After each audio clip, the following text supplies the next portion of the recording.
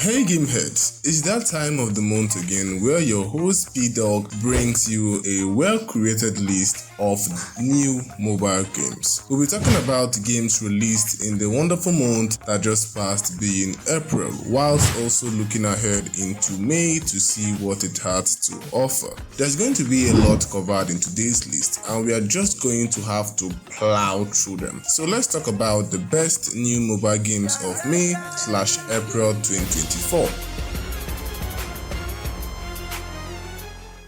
Let's start things off with the pretty good looking MMORPG by Netmarble, Arthdal Chronicles. It's a direct translation from a Korean title, so it might sound a little bit off and also possibly inspired by a TV show of the same name. Yeah, MMORPGs have been a strong suit in the gaming community for a while now, with a lot of new releases being targeted especially for both PC and mobile, and this is one of those games. It has gorgeous, incredible graphics that really caught my interest, with a huge open world to traverse so you can swim, battle iconic monsters and the rest. Though the trailer isn't to be trusted, if there's anything I know about this type of games, you do not trust their trailers. The game is still unavailable in certain regions, so if you want to really play it right now, you may need a VPN. Okay, let's continue with Strange Horticulture, an occult puzzle game that lets you play as the proprietor or the owner of a local plant store. This plant store isn't like your usual one, housing all types of strange plants that have unique abilities that you use to solve requests and problems of the citizens of Undermere, a small town that is surrounded by witch-infected forests and rugged mountains. Published by Plug-in Digital, the same team behind Eldrand, Abandoned Ship, and Ugly, the game maintains the iconic dark mysterious tone to it, with a focus on the use of magic, hexes, curses, and a deep mystery that you solve as you continue on with the game. It looks quite interesting and reminds me of Papers, Please. Strange Horticulture is available for purchase on all app stores. Next up is Slash Quest, and this one is by Noodle Cake, one of my favorite studios out there. It's a simple looking action RPG where you wield an ever-growing sentient sword that you use to solve both puzzles and defeat enemies. It has a simple, colorful vibe to it, which is the norm with the developers, and looks amazing nonetheless. The controls are incredibly simple. Like I said before, you wave the sword around in a circular manner and you use the mechanics to solve puzzles, defeat enemy types and fight bosses in 12 unique levels. It is really intriguing and kind of innovative in a sense. I find the gameplay interesting and definitely worth checking out. The game is available on all app stores and it has a free demo, so you can play the beginning for free and check it out yourself whether it is worth a purchase.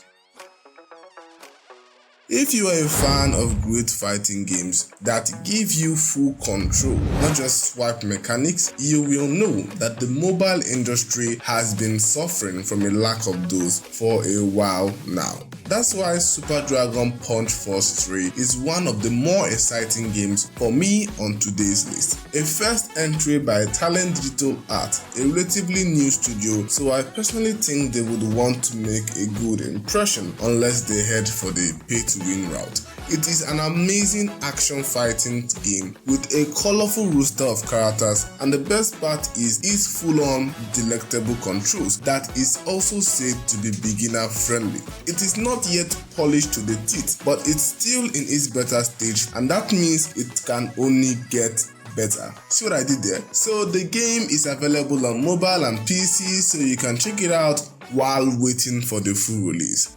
Next up is Home Planet and Hunters, a tactical action RPG set in a wasteland of a planet where you have to fight to survive and protect your own faction. Made by the studio Black, who already have a strong history of creating games like this with their previous game Brutal Street and Brutal Street 2. You strategically place your 3 characters who attack enemies automatically while activating skills and selecting attack points. It has quite the interesting premise and looks good with its beautiful graphics, multiple attack and finishing animations, diversity of characters with individual unique skills, multiple locations, and a good storyline to uncover. It's just a good title from a company that seems to have found a working formula. It's available on all mobile platforms and it's free.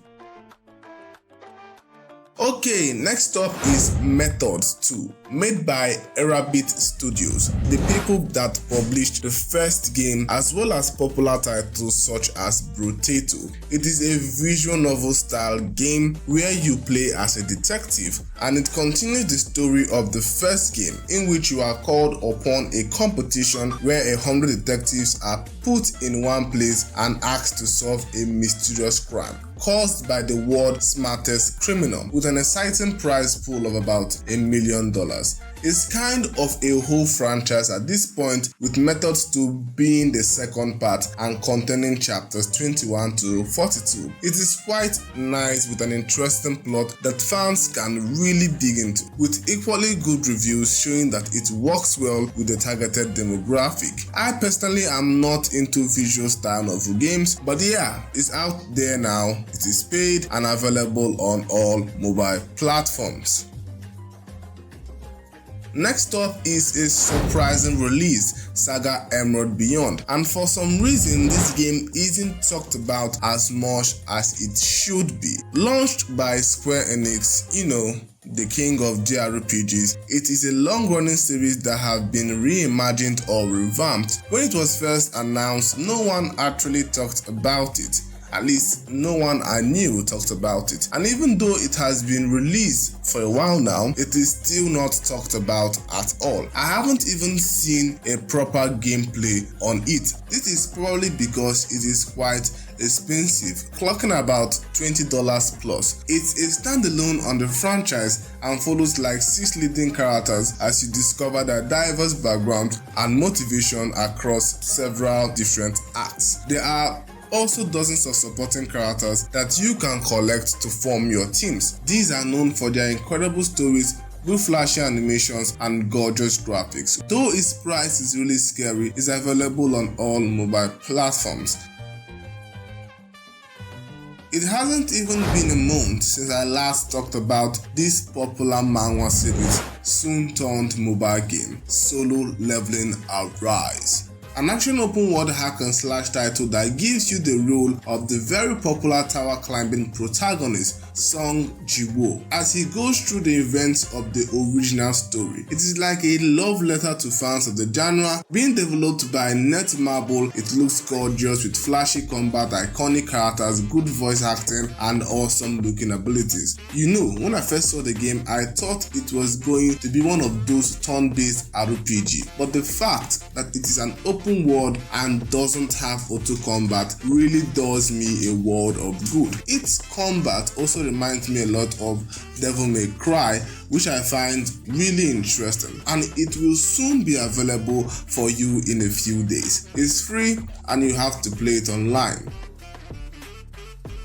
Next up is a pretty exciting title, Dark and Darker Mobile, by the studio Bluehole and Crafton. It is a dark fantasy hardcore FPS, PvE or PvP extraction dungeon crawler. That's a lot of description, with a pretty enticing premise where you dive with a team into these massive dungeons filled with treasures, different enemies of different types, powerful bosses, and other players as well. And it's up to you and your friends to survive, gather loot, escape the killing fog, and extract via portals. Think of it as Escape from Tarkov, but with swords and spells. There are 5 classes to choose from, each with their own unique roles, and if you are a PC gamer, the mobile version may differ a bit from its PC counterpart. Anyhow, the game is still in its beta stage with no clear release date, but will be available this year.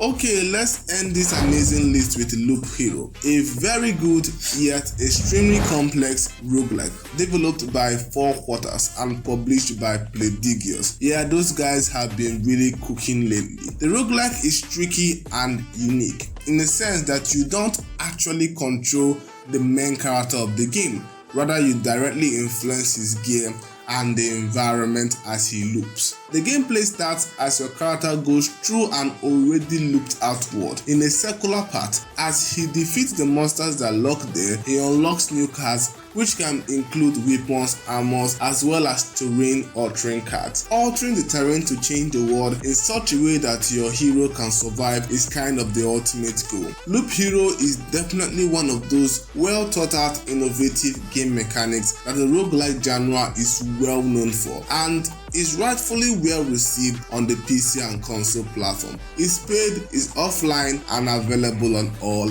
mobile platforms. And with that, we are done. You can go ahead now and like and subscribe and share the video if you enjoyed it. And if you didn't, there are other videos right now on your screen that might be onto your liking. And don't forget to comment down what you want me to do next. It is your host, P-Dog. Thanks for watching and I will see you in the next one. I'm out though.